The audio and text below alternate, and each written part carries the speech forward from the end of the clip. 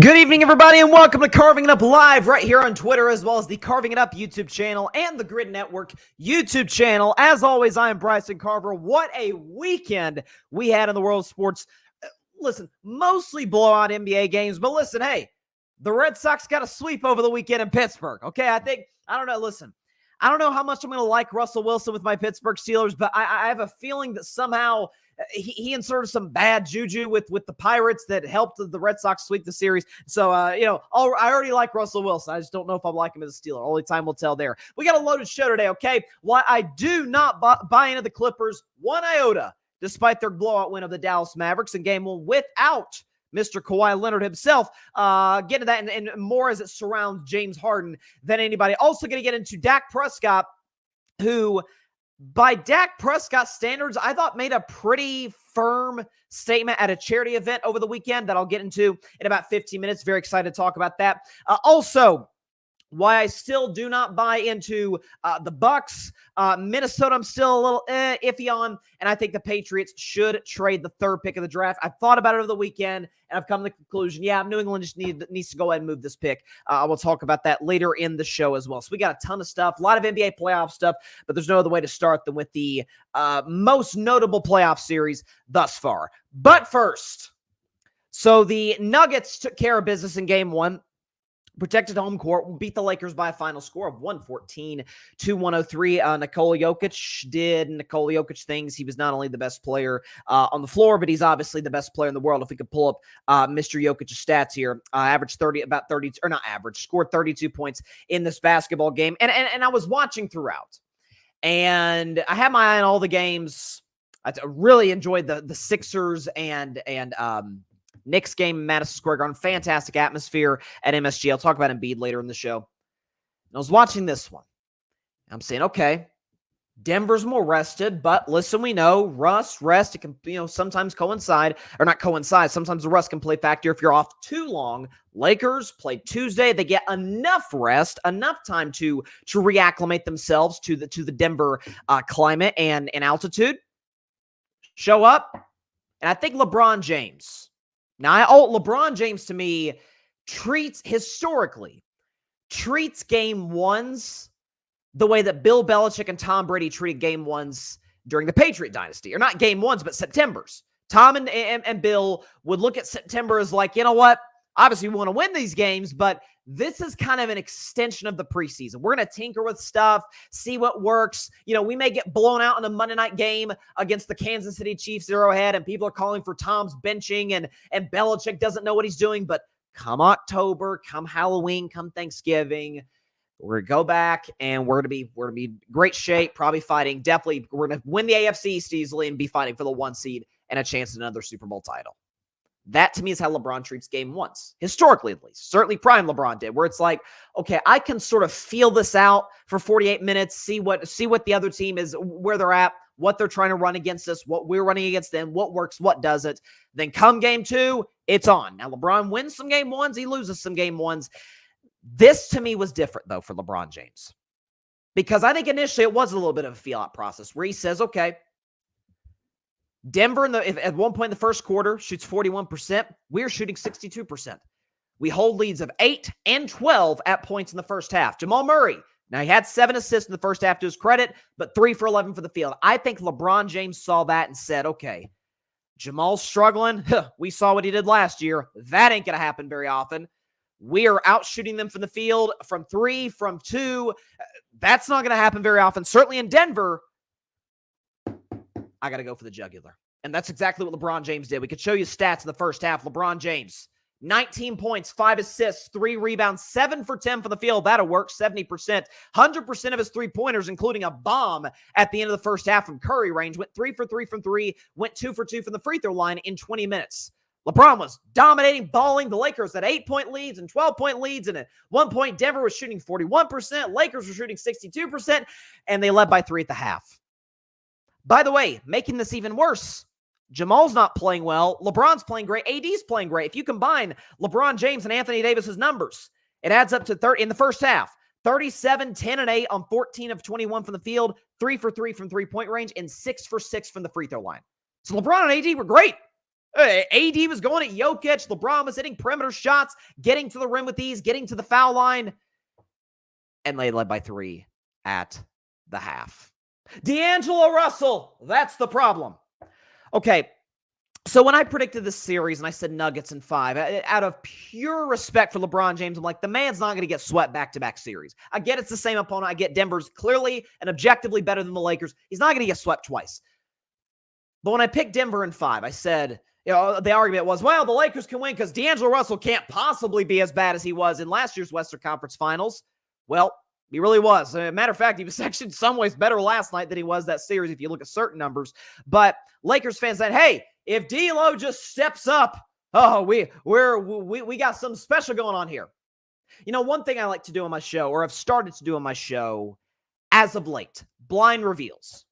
Right, where I have one athlete on one side and another athlete on the other side, and it often sort of defeats our preconceived notions about how we view certain narratives on certain players. Let's do a blind reveal with blind resume with D'Angelo Russell, okay? D'Lo in game 1 versus X player, a mystery player, okay? Same points, same rebounds. Mystery players about an assist and a half more. D'Lo shooting 30%. The other guy, 41%. Still not great. D'Lo only shot 11% from 3, which is awful. The other player shoots 29%. Not great. D'Lo hit 1 3. Mystery player hit 1.6 threes. D'Lo defensive rating awful. The other player defensive rating awful as well. Can we show you who that player is? D'Angelo Russell in the playoffs as the Laker. Same guy. Same guy in terms of points and rebounds. Again, field goal percentage, especially three-point percentage. Okay. So you're going to have him go from unplayable from 3 to unbelievably inefficient from 3. That's the guy you're going to get consistently on a night-to-night basis. I didn't even think about the Western Conference Final stats a year ago. They were awful. He's getting benched in series for Dennis Schroeder, who wasn't great himself against the Nuggets. Denver played. Jokic was awesome because he's Jokic. He's the best player in the world. But I didn't think Jamal Murray played that well. He distributed the basketball pretty well, and that's one thing I give Jamal Murray a ton of credit on, and we saw it last year in the finals where if the shooting isn't working, he does a great job. I remember there was one game, I think it was game 4 against Miami. He had double-digit assists, wasn't terribly efficient from the field, but got other guys involved. We know his teammate Jokic is the greatest center of all time in that regard in terms of getting other guys involved.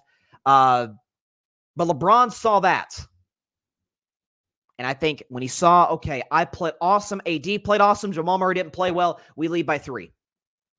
He pulled back in the second half. Some could argue ran out of gas, and you can make that case because the fact of the matter is, as great as LeBron James is at age 39, year 21, he can't go all out for 48 minutes like he did in his prime. It's just the human body does not, basic anatomy, it doesn't make sense what LeBron's doing now. Certainly he's not going to replicate what he did just 5 years ago. Or 6 years ago when I thought 2018 might have been the best version of LeBron. LeBron in the second half. We showed his first half stats. Here's the second half stats. More minutes, by the way. Played 1 more minute than he did in the first half. 8 points, 3 assists, 3 rebounds.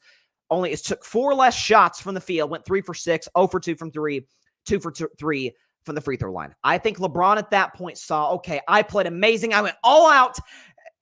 Okay, I need to pull back. Because if I go out in the second half, we are going to lose. Denver went in that big third quarter run, led by double digits, I believe, going into the fourth quarter. I can't do that.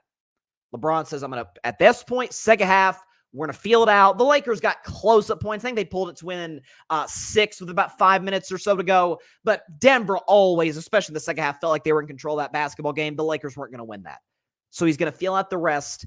And I picked Denver in 5. And game 2 is actually tonight in the Rocky Mountains.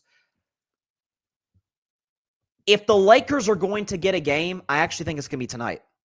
Because LeBron pulled back in the second half. AD really didn't, but AD is not, he's not 39 years old. He's 31 years old, I believe. And we know coin flip Davis, which, by the way, has not really shown itself all season long. I haven't really been able to say that about AD, to his credit. I think LeBron in game 2 is going to go berserk. I think he's going to have about 2-3 stretches where it's like, oh, he looks like he's in year 10 again. He looks like 2013 LeBron James. Who is this guy? And then I think like 3 minutes to go in the fourth quarter. I'd say 3-minute stretch. LeBron's going to put together like 10 points in a row or something. Kick it out to like a Rui or an Austin Reeves to knock down a 3-point shot. and they will seal a game in Denver. I think this series is actually going to play out identically to the 2023 NBA Finals, right? So Denver's already won game one, and they did so in very similar fashion that they did in the finals last year. You know, they controlled the game throughout. They outplayed. Jokic was great. Game two, you know, maybe they think, hey, we've beaten the Lakers 9 straight times. Let our foot off the gas. LeBron says we have to win at least one road game. This needs to be the time we do it. Give ourselves rest before we go to LA. I think the Lakers steal game two in Denver tonight. And then the media, oh, here come the Lakers. Here comes LeBron. They got home court. And then Denver's going to go into LA, smoke them twice in games 3 and 4. Game 5 is going to be a dogfight that Denver pulls off in the end. That's how the series is going to play out. But listen, Saturday night looked about, it's amazing. I've never seen this between two teams in my life. Like, styles of play, of course, that's repeatable if you're a good enough basketball team, which both of these teams are. But I've never seen where a team is on a hot streak against, again, obviously Denver's beaten the Lakers 9 straight times. I've never seen a stretch like that where every single game looks the same. Where it's, okay, the Lakers didn't play that bad, and Denver just pulls away in the fourth quarter.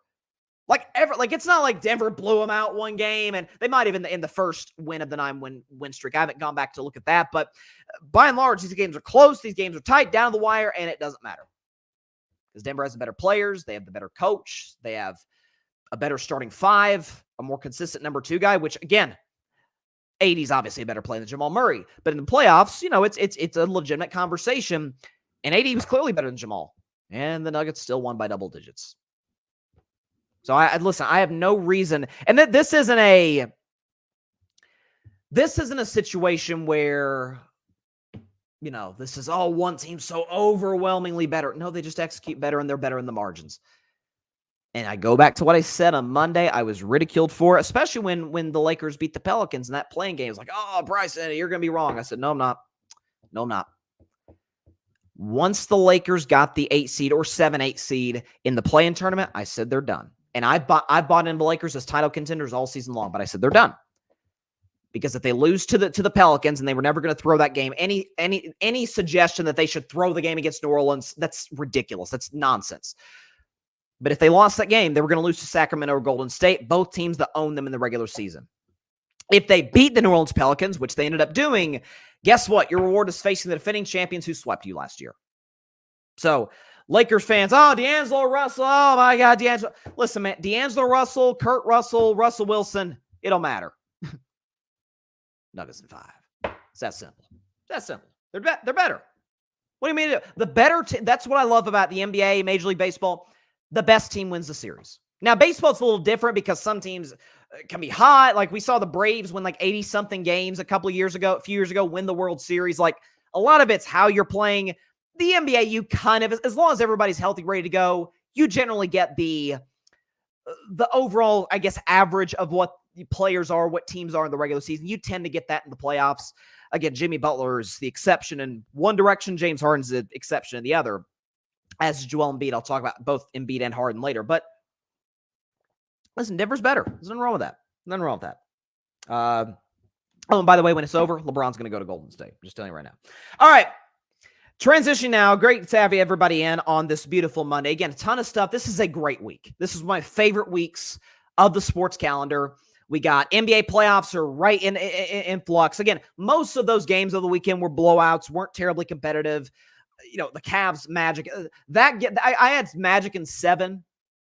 And so Cleveland win game 1. Listen, don't overreact. Listen, the home team won every single game 1 over the weekend, which was pretty remarkable. But I think that's the first time that's happened in like a decade. So there you go. All 8 teams winning the game 1 of the first round series. But I picked Magic in 7. That is going to be one of the most difficult to watch 7-game series that we've ever seen. The worst 7-game series to me all time, at least in the 21st century, I don't go back to the 70s, is I remember Boston, Atlanta. That was the Zaza Pachulia nothing easy quote after game 6. Like that series, there was literally every team won in blowout fashion, and the series went 7. And I'm not saying that's going to be the case here, but these are going to be physical, low-scoring, ugly games. Again, the winner of this series gets knocked out by 5 or less against the Boston Celtics in the second round. I'll touch on Boston. I'll touch on some of the other series, not necessarily dedicate a segment to them right now, but touch on the other series that I'm not developing full segments into later on today's show. So definitely stay tuned for that. But it's draft week. Draft's just 72 hours from now. Very excited about that. We're going to be doing a draft live reaction show on the Grid Network. More information, more details to come very shortly on this show and other shows on the Grid, so definitely be sure to check that out. We're going to have a blast. We had a great show last year for the draft. Anticipate another one this year. We are going to transition the NFL, not for the draft. We'll do one draft topic at the end of the show, top of the next hour, talking about the New England Patriots. And I've sort of been back and forth on this, what they should do with the third pick. I've come to a resolute decision. I feel confident in what they need to do with that pick. So that's the end of the show. As far as guys who we know in the NFL right now, we know are good to great players in the NFL, Dak Prescott certainly fits that mold. And I said ever since I took a few weeks off from the show, a couple weeks after the Super Bowl, came back late March, so about a month ago, and the first show I did, I talked about Dak, and there have been some developments or maybe lack thereof for the Dallas Cowboys in terms of their offseason spending, in terms of keeping the guys they've already got in Dallas, be it Prescott, be it CeeDee Lamb, be it Micah Parsons. CeeDee Lamb, for the record, right now is holding out. Like, if you don't pay CeeDee Lamb, what the heck are you doing? But the point is, I said about a week after I came back, the more I read, the more I looked, the more I was reading into reports from Dallas, Texas, for people on the ground at the Star, Dak's going to be a free agent in 2025. Unrestricted free agent. This will be his last year in Dallas, Texas. Like, I've been pretty clear on that. Well, we got a quote, or a couple of quotes we're about to show you from Dak Prescott himself that I found by Dak's standards, who Dak is the ultimate Mr. Cliche, say the right thing, turn the page. Like the old cliches that we absolutely get tired of. We're like, hey, athletes, be authentic. And then when some athletes are authentic, we're like, no, give us the cliche answers. That's not me, but that's the general media consensus. But Dak, who's the ultimate cookie cutter answer guy, great with the media, nothing controversial. For him, I thought these two quotes were telling. Here's Dak Prescott at a charity event on Friday night in Dallas talking about his contract situation. Take a listen. So no talks to that. Are you surprised with no talks to that? No, I mean, I've been in conversation. I've talked to Jerry, and so I understand where we are, obviously, and Jerry's mentioned the same, so there's not any gray area in that sense. So, yeah. So you believe you'll be here forever playing based on your conversations with Jerry? I'm not going to say I fear being here or not. I don't fear either situation, to be candid with you. I love this game and love to play and love to better myself as a player and my teammates around me. Right now it's with the Dallas Cowboys. It's where I want to be, and that's where I am, and that's the focus. And after the season, we'll see where we're at, and if the future holds that, then if not, we'll go from there. He seems pretty resolute. Like, kind of, if it happens, it happens. If it doesn't, it doesn't. And he said one thing earlier in that first soundbite. He was talking about, hey, Jerry and I have met, and there's no gray area on where we stand. That tells me, to me, that confirms what Mike Florio has said, what all these reporters in Dallas have said, that they pretty much come to agreement. Mike Florio of Pro Football Talk was the first guy on this, and credit to him, that they pretty much come to agreement. Dak's going to play the last year of his contract, become a free agent in 2025, and then they'll go from there. Maybe Dallas will keep him, depending on what he does this year, what the Cowboys do this year. Someone else, if the Dallas Cowboys don't want him, plenty of other teams will. I counted about 12 teams that absolutely objectively need an upgrade at quarterback coming into 2024. Did a segment on that weeks ago. Bryce's Best 10 Destination for Dak Prescott's on the YouTube channel. Be sure to check that out. That, to me, tells me that Dak's out. And I think it is, he had another quote that I don't think was a slip-up. Dak is a very measured, as I talked about earlier, guy at the podium with the media. And one reporter, I don't know who it was, but credit to him, asked him point blank, you want to be the highest paid player in the league? And he said, no, I don't want to be the highest paid player in the league necessarily. That confirms what I said a few weeks ago. I think Dak, if he stays in Dallas, because Dak's going to have to make a decision this upcoming offseason. In a similar fashion to what guys like Damian Lillard and Kevin Garnett made in the NBA, where it's, okay, I've been successful here. Yeah, they haven't had playoff success. Well, guess what? They didn't have playoff success before Dak after Aikman, so let's put that aside.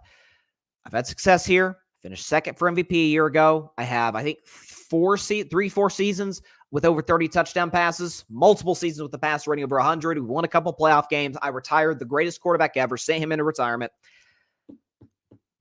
I'm going to have to make a decision because this roster obviously is not capable of winning a Super Bowl. When I see the Vegas odds, Dallas is like 6th or 7th. I'm like, that's insane. That's insane to me. There's to me at least 12 teams that have a better shot to win the Super Bowl than the Cowboys. But be that as it may, Dak's going to have to say, okay, either I stay in Dallas for the money because we know there's a lot of value wearing that star on your helmet, regardless of where the Cowboys at, regardless of how capable they are of competing for Super Bowls at this stage of where they're at. A lot of value wearing the star on your helmet. It's the most valuable sports franchise in the world, and I don't see that changing anytime soon. Jerry's a terrible GM. He's a heck of an owner in terms of marketing the Cowboys worldwide, and their the revenue they bring in represents that. Either I stay here and milk every dollar out of Jerry Jones in the process, or, and I think this is also where Dak's thinking, this is where he threw in the necessarily part of that quote, I take a little less and I go to a team that has shown they're capable of winning. Or they are putting together the pieces. They're being aggressive, putting together the pieces to win a Super Bowl. Because need I remind you that people talking about, oh, Dak's a $59 million cap here. The Cowboys can't do anything. Yeah, they can't do anything this year. Because A, they won't, if you want to fix this issue, just extend Dak and spread the money out. It's a very simple business decision. But the fact that they restructured this last year without an extension told me, oh, he's out of there. They're trying to free up cap space. I think they signed some running back last week. Royce Freeman, I think is the guy's name. He's not going to be a difference maker. But Dak Prescott could go to the Dallas Cowboys. Let's just say in theory, in a make-believe world, and say, I want a contract that pays me in totality over the 4-year duration of the deal $4 million. That's it. Maybe a little less, $3.5, $4 million. That's it. And they still wouldn't do anything. You know how I know that? Because it essentially happened. Dak's rookie deal. Dak was making, make sure I have this right, about $600,000 on average per year his rookie contract, okay? So I won't hold 2016 against Dallas because they didn't, that offseason, because they didn't know Dak was going to be their guy. After 2016, they knew Romo retired, Dak's the guy. All that cap space paying a guy who's making $600K a year. The big free agent signing was Nolan Carroll, 3 years, $10 million. Nolan Carroll was cut before September, or before October, rather. 2018, big free agent signing, Allen Hurns, 2 years, $12 million. By the end of the season, Allen Hurns was wide receiver 4 on the depth chart. 2019, last year of the rookie deal, big free agent signing, Randall Cobb. 1 year, $5 million. Randall Cobb actually ended up being pretty good for them, but not a difference maker. By the way, should be noted, when Dak got $31.4 million on the franchise tag, Dallas was really aggressive in free agency. Here's what they signed. 2 defensive tackles by the names of Gerald McCoy and Dontari Poe. Both were cut before the season started. In case you're wondering, who else did the Cowboys pay? Who was their highest paid offensive free agent that didn't come from the team prior in 2020? Well, glad you asked. It was Andy Dalton, Dak's backup.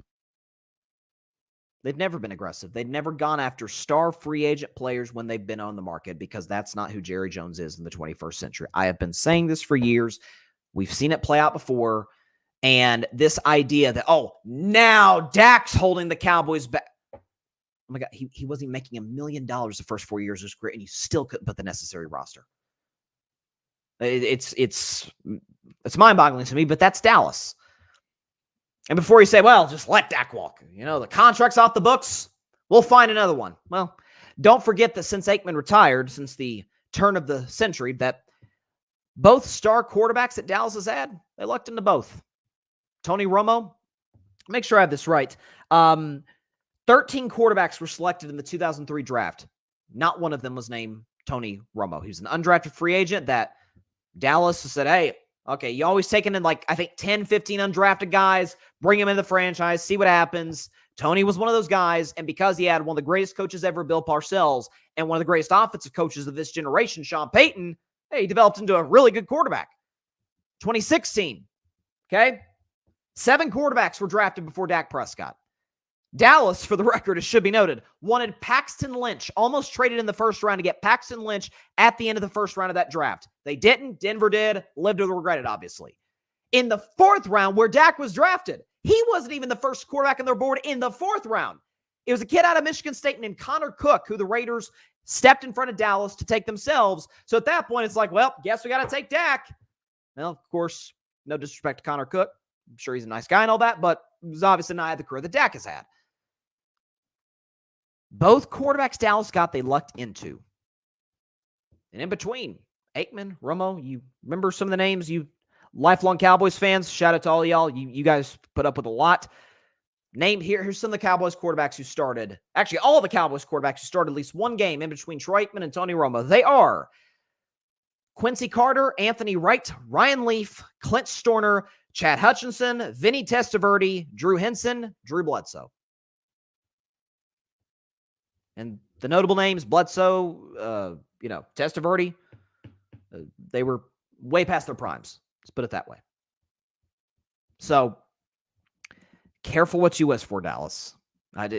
If Jerry lets Dak walk, which it looks like my wish is going to finally come true after years of supporting Dak Prescott and literally getting rid of my Cowboys fandom because of how they've treated Dak, Jerry in particular.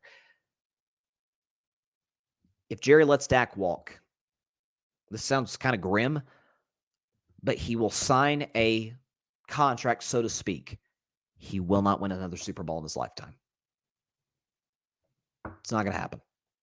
If he couldn't do it with Tony Romo, who dealt with crappy offensive lines his whole career in Dallas. Yes, we know the fumble punt in Seattle. We know Tony Romo was a really good quarterback. I mean, if guys in that span, Rex Grossman got to a Super Bowl in that span. Joe Flacco put together a great run in the playoffs. Why? Because he had a stable organization and a stable defense with him. If some of these guys are able to get to Super Bowls, you're telling me that Tony Romo wasn't good enough to do it? You couldn't put the roster around Romo, who you, by the way, loved like a son, to the point where Tony literally named his actual son after Jerry Jones, one of his sons. And Dak, who, let's be real, you're not as tight with. If you can't win a Super Bowl with either of those two guys, you're telling me you're going to get another guy better? Really? If you're trying to get the next Patrick Mahomes, bad news. He's not coming anytime soon. Love Caleb Williams. Stylistically similar to Mahomes. I think Caleb's going to be great. He's not going to be Mahomes. The next guy you get, not going to be Tom or John Elway or Manning. So Dallas is essentially signing a warrant. Okay, we're not winning Super Bowls for 10, 15 years. Obviously, Dak's not going to play another 15 years, I assume, but that's where they're at. Meanwhile, Dak will have nothing but suitors, including, hopefully, a team in Pittsburgh, PA. Great defense, great coach, great pieces. A lot of cap space Pittsburgh Steelers have. Just saying. Dak, good organization, amazing ownership, great fan base. Yeah, you're in a tough division, but you know what? NFC East was pretty tough. Philly got to a couple Super Bowls while you were there. Giants have gotten to the playoffs multiple times. You got this. I mean, come on. The Steelers swept Cincinnati. Or they didn't sweep Cincinnati with Burrow, but they beat Cincinnati before with Joe Burrow and beaten the Ravens with Lamar Jackson with bad quarterbacks. You tell me they can't do it with Dak? We'd love to have you in Pittsburgh, Dak. I'm telling you right now, we would love to have you. Nothing against Russell or Justin. I think Justin has high upside. I'm not sure if he'll meet it. Russell is what he is. He's better than what we had last year, so I'll take him. But you tell me Dak wouldn't take a little less to come to Pittsburgh. Say making 60 mil, say he made 45, 50 mil, but Mike Tomlin, Omar Khan, the Steelers brass, Omar Khan, who's a wizard with the cap, with trades. Whoo! Tell you, that's it. That's attractive to a quarterback of Dak's caliber. But careful what you wish for, Dallas. And I'm not talking about the fans, because I think a lot of the fans like Dak. I'm talking to the front office. It's that you don't find guys like this that easily. But knock yourself out. But last thing too, and I forgot to bring this up, and then we'll move on. I think Dak Prescott should have 3 goals going into this season. Because I think, ironically, and this is odd to say, I think this is the first time in Dak Prescott's career, I don't really think he has any pressure on him. I'm dead serious. Dak, to me, has 3 goals. One of them, Dak, I'm sure in his mind is like, hey, I'd love to win the Super Bowl. Of course, that's the goal of every, elite caliber or borderline elite caliber quarterback. Win the Super Bowl. Of course, that's the ultimate. Dallas can't win a Super Bowl. The roster's simply not good enough. They weren't that. The roster wasn't that good last year. I did pick Dallas to get there because I believed in Dak and CD. Obviously, that didn't work against Green Bay. Dak, listen, I'll be real. He didn't play well against Packers at all. It's really his first bad playoff game outside the Niners games, which Niners make most quarterbacks look bad other than Mahomes. But the point of all this is that, to me, Dak should have 3 goals going into 2024. 3. Let's put them up right here. Stay healthy, because Dak played a full season healthy last year. It's partly why he had the great season that he had. Put up elite statistical output, right? But put up, obviously, last year, 36 touchdowns. He was top 5 in basically every quarterback category that mattered. QBR, passer rating, touchdown interception ratio, touchdown passes, the whole bit. Dak was top 5, sometimes leading the NFL in all of those. Number 3, get to the playoffs. Like, it's not going to be a great look if Dak, in a contract year, misses the playoffs. The last time Dak had a great statistical output and did miss the playoffs was 5 years ago, but that was the Jason Garrett years. I'll criticize Mike McCarthy. He's a better coach than Garrett was. And so, listen, Dak, throw for 31, 2 touchdowns. Don't turn the ball over just like you didn't do it a year ago. Maybe you could steal the division, because I don't totally trust Philadelphia. Win 11, 12 games. You're not good enough to go deep in the playoffs, because let's be real, Detroit's way better. San Francisco's way better. Green Bay, we literally saw it, way better. And then leave. I think Dak knows internally, I'm out of Dallas anyway, so what's the pressure? Get better individually? Do what I got to do to either make money here or take just a hair less to go to a team that's capable of contending and putting a team around Dak Prescott? I don't know. Seems ideal to me. Man, it'd be awesome if it were Pittsburgh, though. Oh, my goodness. As a Dak fan, a Steelers fan, that would be amazing. All right, transitioning back to the NBA playoffs. Appreciate everybody stopping by to the show today. A lot of options out there, so greatly appreciate everybody stopping by. Be sure to subscribe if you have not already. We're trying to get to 1,000 subscribers. We're at 9. Last I checked, like 954, so we're inching closer toward the 1K, so hopefully we can get there in short order. So if you've not subscribed, just takes a couple seconds. Hit that big red subscribe button, and you're part of the Carving Up family. So there you go. It's not like an actual but it's kind of, it feels like a family. Back to the NBA and to the playoffs, of course. We're going to be talking a lot of NBA playoffs over the next couple months. So Philadelphia and New York. Man, what a game that was. Madison Square Garden. The celebrities are out. You saw all the familiar faces. You saw Spike Lee, Tracy Morgan, Strahan. You saw all the familiar faces at MSG. You saw the stars route, Joel Embiid, Jalen Brunson, Maxey, notable coaches. One Nick Nurse has a championship. One Tom Thibodeau has multiple playoff appearances on his resume. And the game is close throughout. Knicks pulled away late and won by a final score of 111-104. And I probably by this point sound like the anti-Joel Embiid guy, which is not true. I think Joel Embiid is an awesome, awesome player. 2-time scoring champion, 1-time league MVP. I've just been one of the few to actually tell the truth on Embiid in the sense that he's kind of James Harden-esque in the playoffs, where he goes from amazing in the regular season. I'm talking about prime Harden. Amazing in the regular season and just god-awful in the playoffs. Now, his lows aren't quite as low as Harden's lows, where the guy just absolutely fell apart. But Embiid, it's like it's like death by 1,000 cuts, essentially. Your season essentially suffers death by 1,000 cuts. And in this game, first half, drops 18 points, is looking great. And then he gets injured. Well, Bryson, you can't hold the bad second half performance against him if he got injured. Okay, hang on a second. Wasn't Joel Embiid's knee in bad shape going into the game? Wasn't Joel Embiid laboring at the end of their play-in win against the Miami Heat? I did watch that game. It seemed like Joel Embiid didn't feel the greatest. Now, I imagine the re-aggravation didn't help matters, but that was the Sixers' opportunity to me to steal a road game at MSG. Like, I picked Knicks in 6. It rhymes. It sounds good. And that's also, I think, the series is going to play out from a matchup perspective. That was the game to steal. It's kind of like the Lakers. The LeBron saw what was going on in the first half. Jamal wasn't playing well. He was playing great. AD was playing great. Man, I'm going to go for the jugular. Oh, crap. We're down. We're only up 3. That's, yeah, we're probably not winning this game. And they pull back in the second half.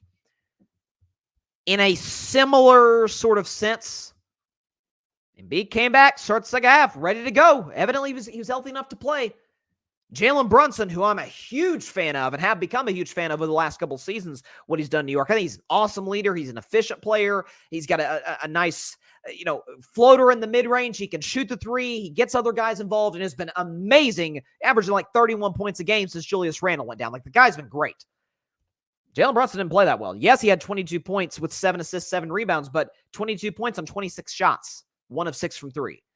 You also look down the list. Dante DiVincenzo, 3 for 10. Josh Hart, 5 for 12. Now, credit to OG Anunoby. Efficient game and great defensively. And this kid McBride off the bench, Miles McBride, dropping 21 off the bench, 7 for 12 and 5 for 7 from 3. That was the game to steal. Brunson's inefficient. DiVincenzo isn't shooting well. Hart is a little off. You're at home. For the record, another reason that was the game to steal? Maxey may not play tonight. The game tips off in about an hour. I don't know if there's any updates on Tyrese Maxey. I don't see any on my phone right now, so we'll see. But Tyrese Maxey, there's a report from Chris Haynes that he's questionable tonight because he's, I think, feeling a little under the weather. So you may not have your second best player tonight. You're beat up. You were already beat up coming in. And Joel Embiid, it should be noted, scoreless in the fourth quarter. I believe he was 0 of 6 from the field, or not 0 of 6. No, he wasn't scoreless the first quarter. He didn't hit a field goal in the fourth quarter, but being the free throw merchant that he is, and let's be real, that's what he is in these playoff games, went 6 for 6 from the line to his credit. This is what you get from Joel Embiid. Bryce, he's hurt. He's hurt every playoffs. We have to start treating Joel Embiid or viewing him in a similar fashion that we do Kawhi Leonard. Although in Kawhi's defense, in his younger years, while he'd be beat up at the end of series, he was winning finals MVPs. And when he wasn't winning finals MVPs, he was going for 30, 40-point burgers in the 2017 playoffs, obviously 2019 playoffs, when the Raptors won the title. We've seen Kawhi be great. Kawhi's ability in the playoffs has never been under question. It's not like James Harden or Embiid where it's, man, we just don't trust him to show up. No, we trust Kawhi Leonard. We just don't trust him to be out there. That's the problem. Embiid's like a mix of Kawhi and Harden, and that's how we need to start viewing him. Like that, to me, and I said this coming to the playoffs, no player has more pressure. You can argue Tatum, but Tatum, with all due respect, is not going. He may end up having a better career than Embiid just because of health, because of accomplishments. But right now, today, Embiid's a better player than Tatum. I think even Celtics fans would agree with that. Although if I had to start a franchise with one, I'd start with Tatum for a myriad of reasons, this being one of them, that I know Tatum's going to be there.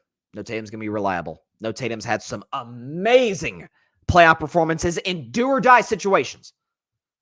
I've never seen it from Embiid.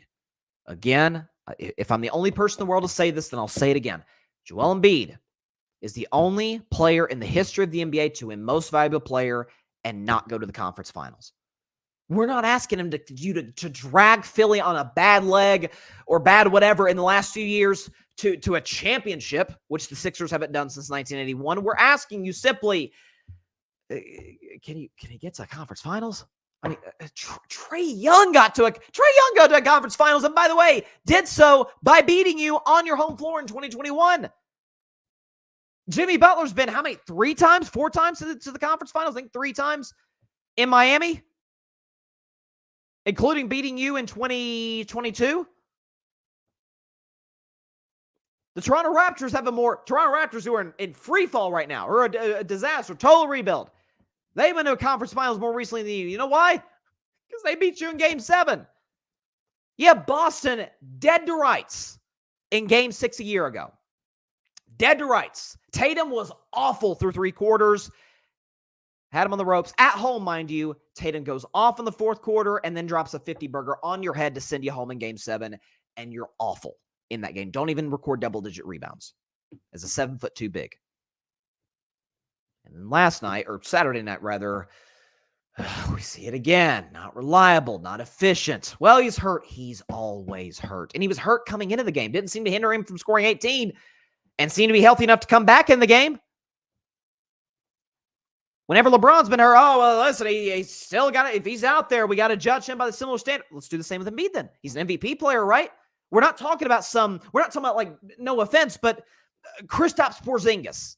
We're a good player, really good player on the best roster in the league, but we're not going to hold Kristaps Porzingis to a standard. A guy who, by the way, has an injury history where we're like, can't trust him in the biggest moments. Not to beloved we can this guy, Joel Embiid. He's still great. If Joel Embiid's the second best player on a contending team, man, you are in great shape. It's the very reason that I said Philadelphia, to me, might be the most attractive destination for LeBron. He gets to go back to the weak East. Embiid's his number 2. Tyrese Maxey is your third best player. Oh my gosh, Nick Nurse coaching. They've got the cap space due to a brilliant move by Daryl Morey to move James Harden to Los Angeles. More on Harden in just a second. You cannot and will not ever win a championship with get to a finals. As we say here today, get to a conference finals if Joel Embiid's your best player, because physically you can't rely on him, and therefore, because of his lack of physical reliability, you don't get the consistency in the postseason. Game 1 was a perfect representation of that. Now, Maxey may be out. If he is in, it will be hampered. Embiid's still hurt. Knicks, to me, feel like they'd go up 2-0 in this series. I think Philadelphia probably wins games 3 and 4. Philly's faced a lot of series. I remember when they played the Heat in 2022, they were down 2-0. Embiid was hurt. They won the next 2 at home, lost the next 2 to end the series. That feels a little bit like how the series will play out. But this is what I expected from Philadelphia. It's what I expected from Embiid. The pieces around him, Maxey's an excellent number 2. Tobias Harris, Kelly Oubre.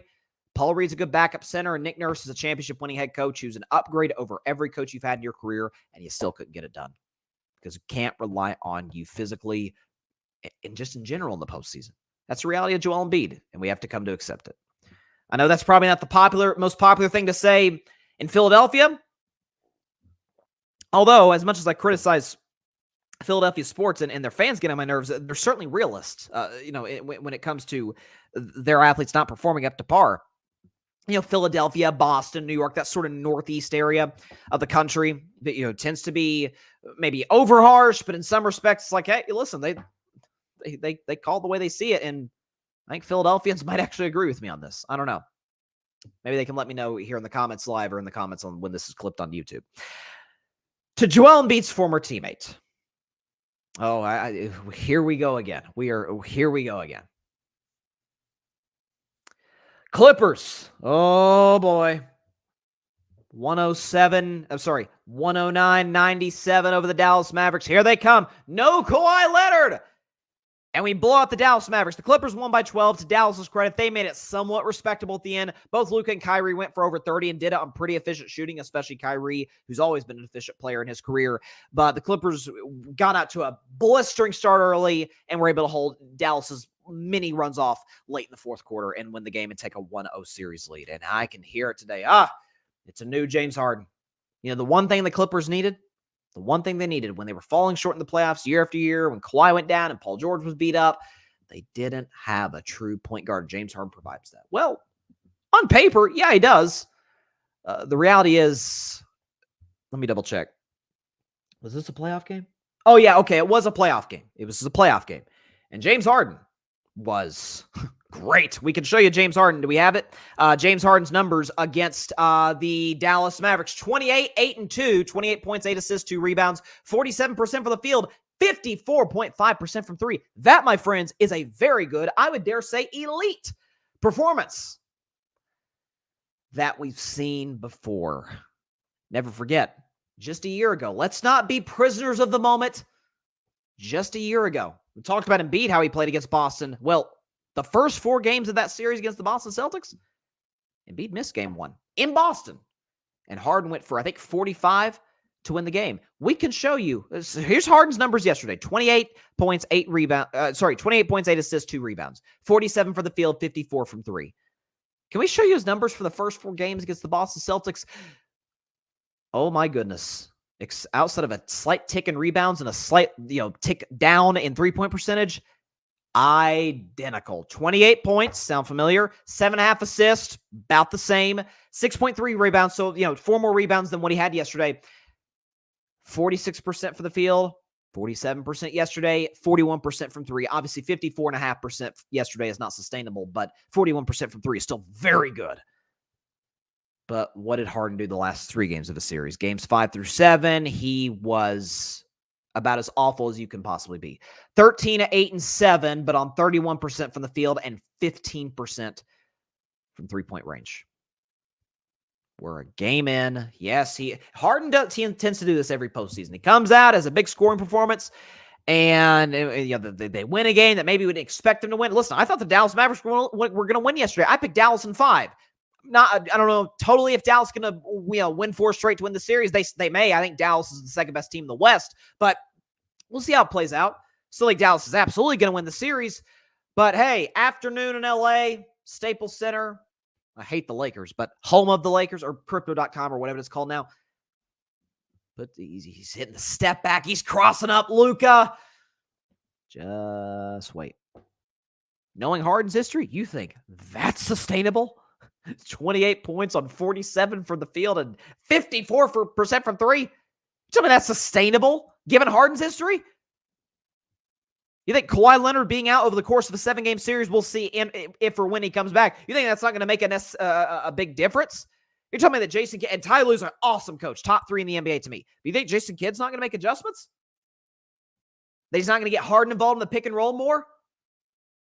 Listen, I'm watching that game. I'm watching the first half. I'm like, oh, here we go again. I even saw a tweet from NBA Central, who's a great follow on Twitter, no question, but they showed Harden hitting a step back and one and saying, playoff Harden's here. I'm like, playoff? No, that ain't playoff Harden. That's regular season Harden. Yeah, and he's hitting the step back and ones, getting whatever he wants at will. But as a series drags on, as coaches make more adjustments, especially now with Harden, who cannot create the separation that he used to create back in Houston. He's gotten older. He doesn't take care of his body. And listen, it's cliche, but is it true? Your body will treat you how you treat it. And over the course of his career, shutting down strip clubs, coming into seasons out of shape, tends to wear on you. And now James Harden's in year 15, and I'm not going to say he's a shell of himself, what he used to be, because at his prime, James Harden, for as much as I criticize him, man, was averaging 35 a game. I mean, he was a scoring extraordinaire. But he's significantly lesser version of what he used to be. So if prime Harden, well, he's got Paul George. He may have Kawhi Leonard. He had prime Chris Paul with him. Had 3-2 lead in the Warriors. Gagged Game 6 and really gagged Game 7. He had Kevin Durant. I love Paul George. I hope he's a Warrior next year if LeBron doesn't come to Golden State. Kawhi, Finals MVP. He had Kevin Durant, who basically dropped 2 50-burgers in games 5 and 7 of the second-round series against Milwaukee. Harden gagged both games. It was a no-show. So this idea that now, 15 years in, after 14 years, or really, if you want to talk about ever since he's been the man back to his days in Houston, so about 10, 11 years of evidence, all of a sudden it's going to change. Maya Angelou has one of my favorite quotes in the world. When someone shows you who they are, believe them. That's what Harden does. He fools us. Well, doesn't fool me, but fools some in the general basketball public to start a series. And as it wears on, time goes on, he's not the same guy. Matter of fact, he folds like a lawn chair, like a cheap lawn chair at the 4th of July party. That's what he is. So, hey, Clippers fans, all 13 of you, enjoy this victory. The 13 Clippers fans, the AI fans they put in the building yesterday, enjoy it. But Luka, lest we forget, you know what Luka Doncic has done to the Los Angeles Clippers in this now 12 playoff games against LA? What is he averaging? Like a 30-point triple-double? Whoo. Just wait. If the time is coming, I will be here when it's ready to go. And one of the dumbest trades in modern NBA history that was made this November, where the Clippers got Harden, sent all their assets to the Sixers, and the Sixers created cap space. They have Embiid, Maxey, Harris, and they could add another player of a LeBron James's caliber, of a Paul George's caliber, for the record. And the Los Angeles Clippers, who don't have a single draft pick, I think for the next 5 years or so, will be stuck with a Paul George, who's a free agent, a Russell Westbrook, who's a free agent, and a James Harden, who's a free agent. Just wait. Let it bake. Let it play itself out. What I love about sports, what I love about life, we do it. People want to put us, it's a microwave society. No. You got to sit, take a deep breath, let it play itself out. Come game 5, 6, if there's a game 7, old playoff James, he'll be back. He's he never shows up at the beginning of series. Harden in the playoffs, people forget. It's his worst playoff performances don't come in game 2s.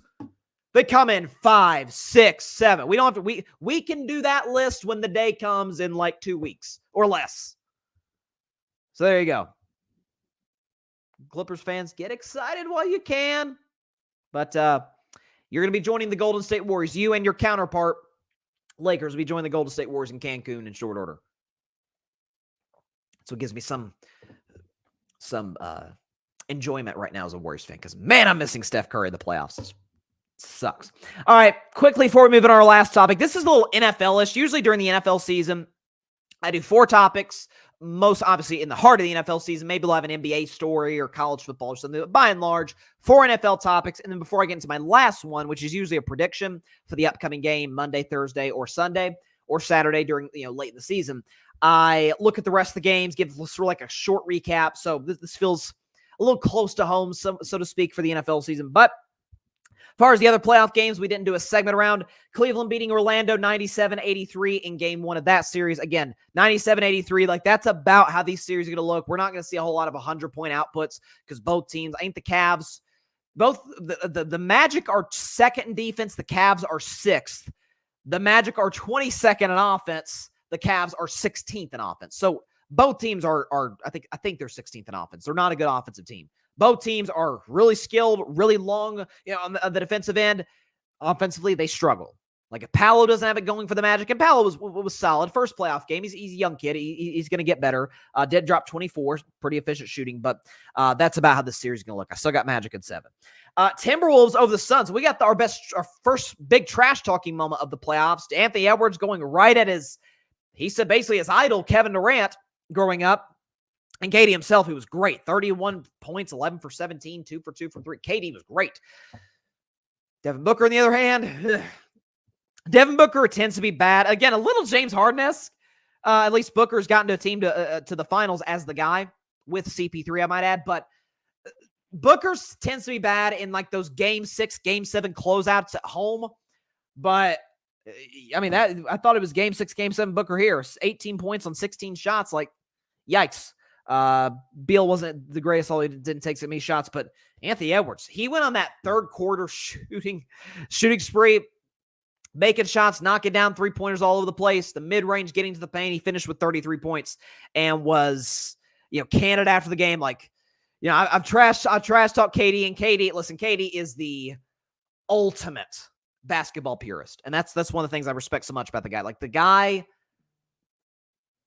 in a league that has LeBron, Steph, Giannis, Jokic, well, especially Jokic, I don't think there's a single human being that plays in the NBA today that loves the game more than Kevin Durant. He loves basketball. We got to point to multiple examples of that. The fact that there was the people criticizing back to his days in college, back to his days at Texas playing under the great Rick Barnes, who now coaches my Vols. And it's like, man, KD's too skinny. He's not going to be able to. And he said, listen, I work on my game, not my body. Like, KD's going to be in shape. KD's going to be ready to go. And he's naturally, because he is 6'11", he's going to be naturally stronger than a lot of guys. But KD's like, I'm going to work on my crossover, my mid-range, a 3-point shot, be effective on defense. 1 year, KD was top 5 in block shots. 1 year with the Warriors. So that's the KD's a basketball purist. KD loves the game. He's a gym rat in every sense of the word. And I think I saw where Michael Jordan texted Stephen A. Smith, and he said something like, that brother is special, talking about Anthony Edwards. So listen, if you got MJ's respect, who knows? Maybe in 10 years when Anthony Edwards has like 2 NBA championships and a bunch of MVPs, and we're saying, hey, is Anthony Edwards in the GOAT discussion? Maybe Jordan will put out another documentary. Who knows? He did it last time with LeBron. You never know. By the way, Rudy Gobert hitting a fadeaway jump shot. I did not see that coming. Did you see where Rudy Gobert, by the way, was voted as the most overrated player in the NBA? I mean, I agree. Like I'm telling you, I agree. But it's interesting. But this was by players, by the way. This is a players poll. We may talk a little bit more about the other categories on Wednesday's show. Maybe do a carving up the context on that. We'll see.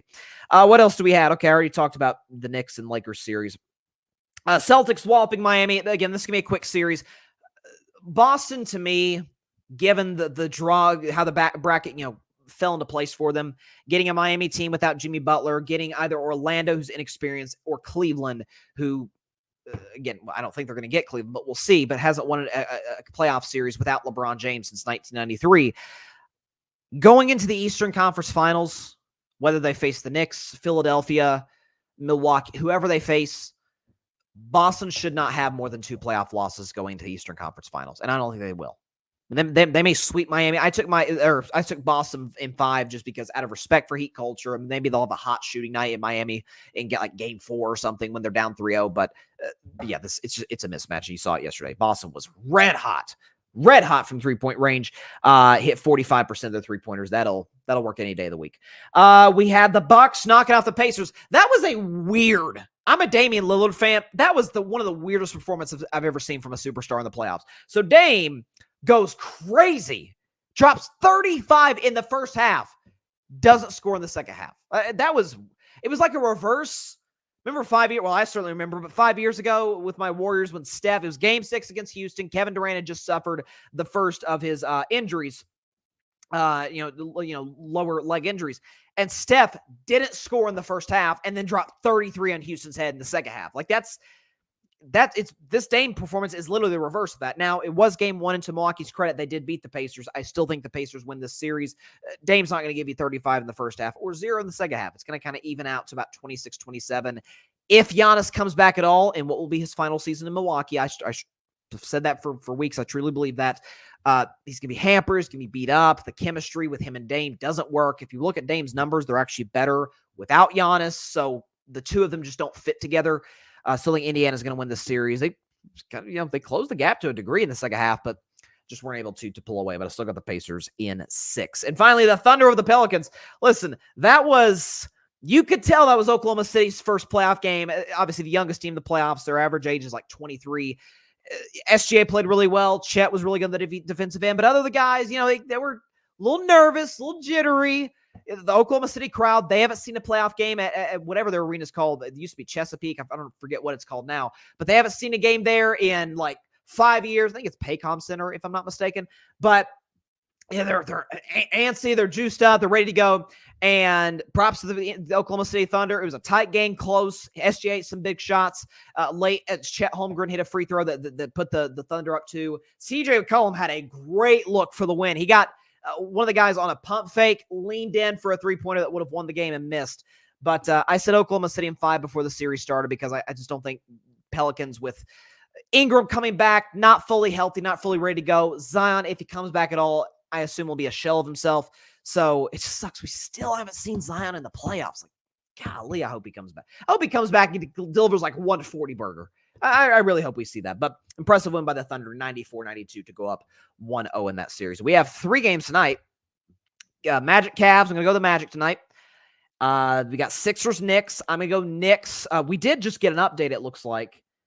Chris Haynes says that Embiid will play against the Knicks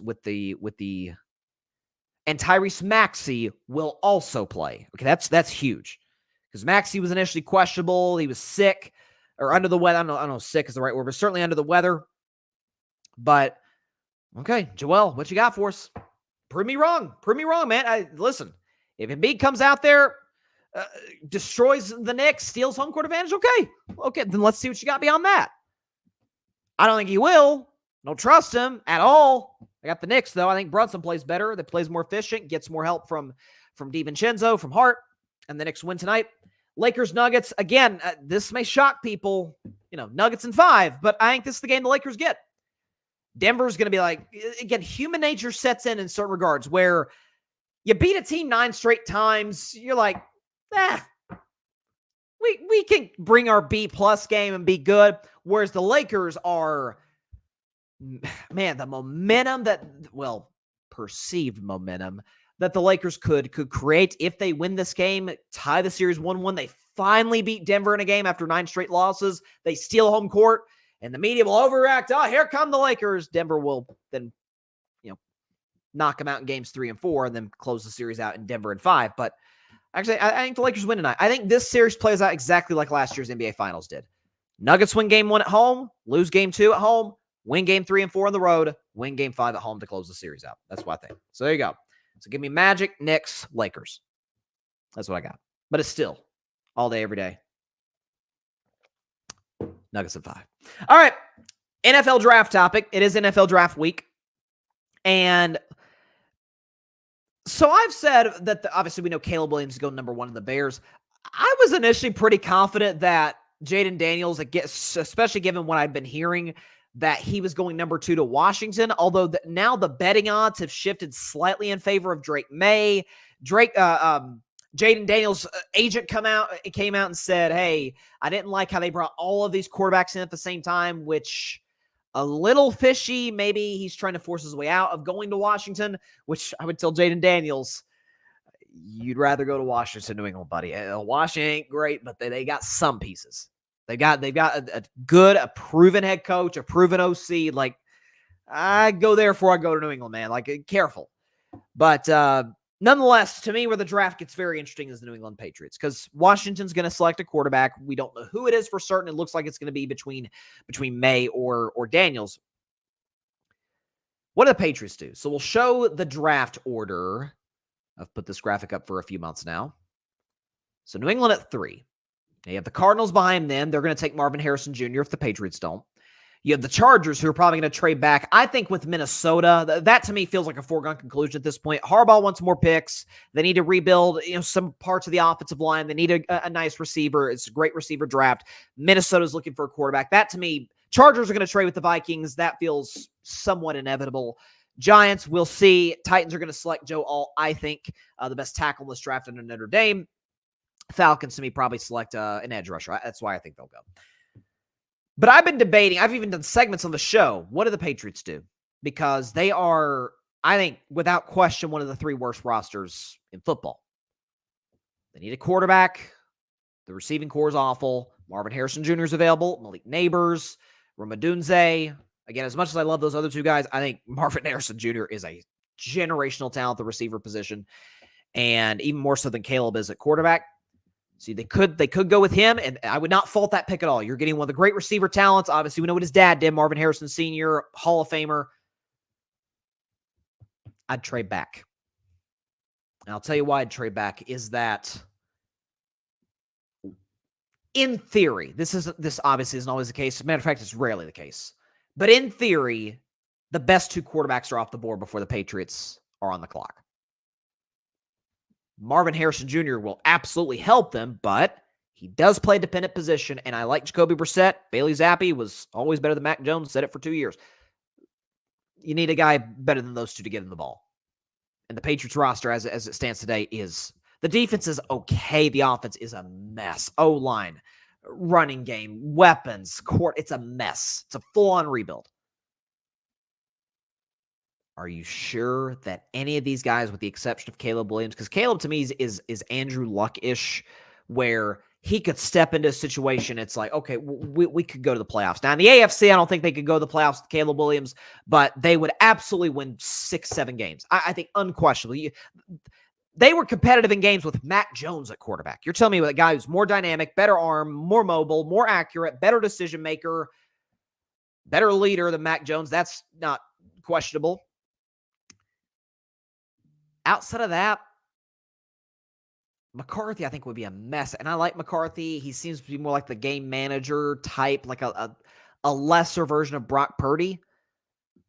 You ask him, hey, J.J. McCarthy, you go from games where you throw 8 passes and hand the ball off to oh my gosh, I'm forgetting the running back's name.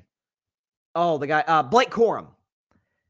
Hand the ball off to Blake Corum 40 times a game. To, hey, carry one of the worst rosters in the league. Bryce Young, who I think is absolutely a better talent than J.J. McCarthy. Couldn't do that in Carolina, who to me has similar issues to New England. This is not a one-year fix.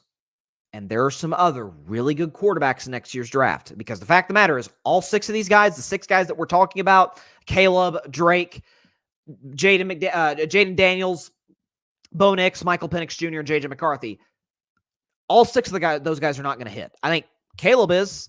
I love Michael Penix Jr. Drake May, if he hits a ceiling, which I'm skeptical of, can. Jaden Daniels has the athletic ability. If JJ goes to the absolute perfect system, he can win games. Bo Nix, similar. But all 6 of them are not going to hit in the NFL. It's just not how it works historically.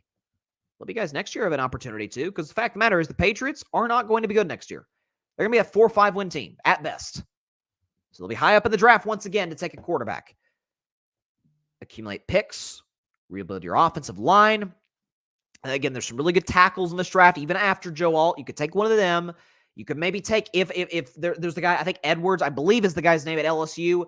Nice receiver. You could take him, rebuild the offensive line, add some weapons, and do the same strategy next year. Except, use your first-round pick on a quarterback. If they take Marvin Harrison Jr., I won't fault them for it because of the generational talent that I think he is. I think taking a quarterback, given how awful the state of the franchise is a little risky. People say, well, what about Houston last year? Houston was a mess. Like, let's not do revisionist history. Like, none of us saw the Texans, except for my buddy Ryan Flowers. He was on the Texans for years. Shout out to Ryan, Clutch Sports Talk here in the Grid. Ryan, for years, like, just the Texans, just wait, and they get the guy. And he was right. The Texans are now one of the favorites to come out of the AFC this year. And CJ was obviously the missing piece, as was D'Amico Ryans. But they had pieces. I remember one game, or 2 games, they almost beat the Cowboys in Dallas. My dad was actually at that game with, like, Jeff Driscoll at quarterback. And they almost knocked off the Chiefs in overtime in the season where the Chiefs won their 2nd Super Bowl. So it's like you saw the pieces. You saw flashes from certain receivers, and they just needed to, again, hit on more draft picks and add the guy, CJ Stroud. But that came over the course of it. Ironically, some New England guys working that Houston front office that Belichick and Kraft could have kept, but it took them a few drafts, took them time. Then they got CJ Stroud and then exploded, and now they are what they are this year.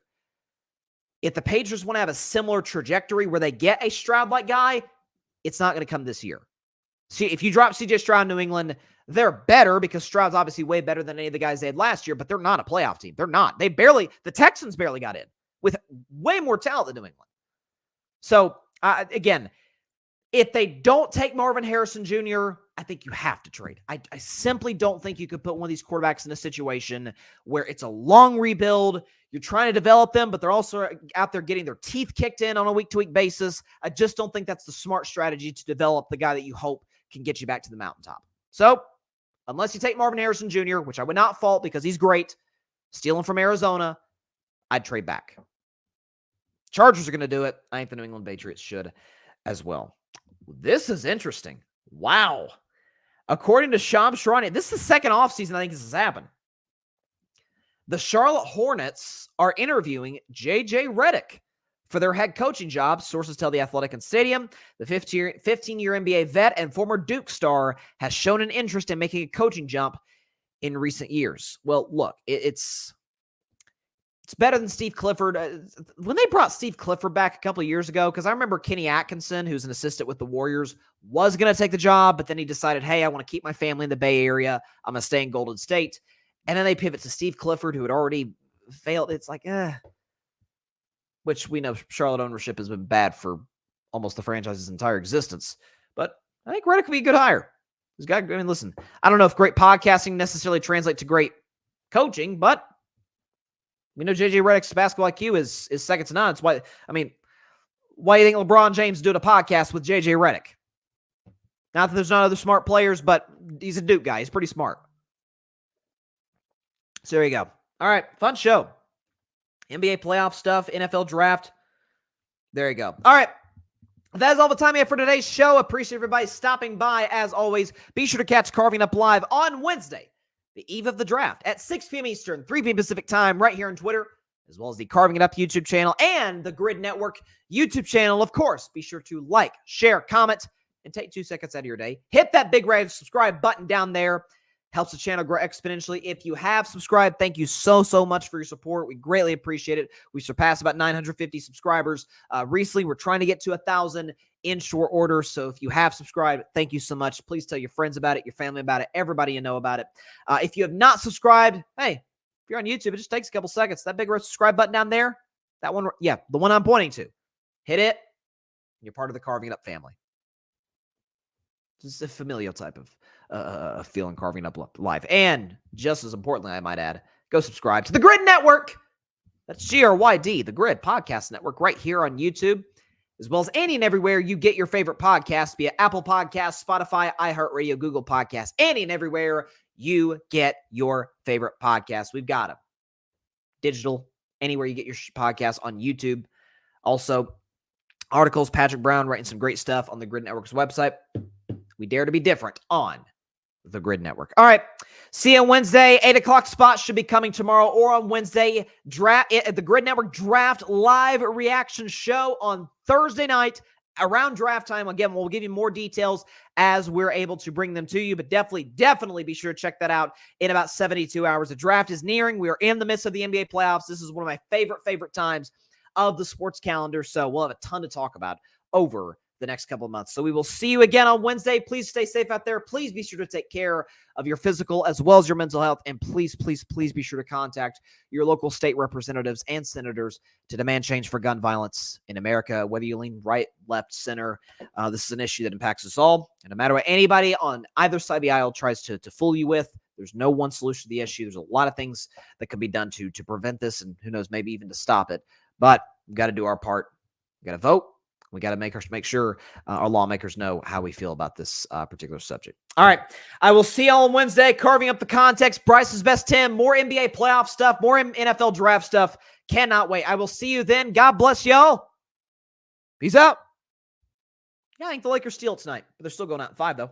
Thanks so much for watching the show on YouTube, and be sure to go click that big red subscribe button and check out the other clips and full shows from Carving It Up Live, as well as our other incredible content creators here on the Grid Network.